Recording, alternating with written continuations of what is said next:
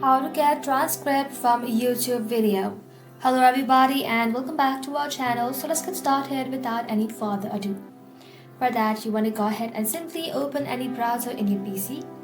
Once you open the browser in the search bar, simply search for youtube.com and then log in to your account.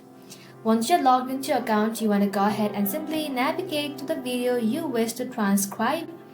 Once you open the video, scroll below. Then you want to go ahead and expand the description.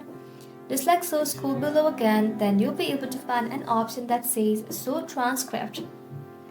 And just like that, this will open a transcript pane on the right side of the video. You can highlight the text and then click on Copy to paste it in the editor section like Notepad or Word.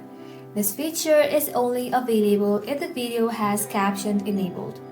And that is simply how you can do it, guys. Thank you all for watching the video till the very end and stay tuned until our next upload.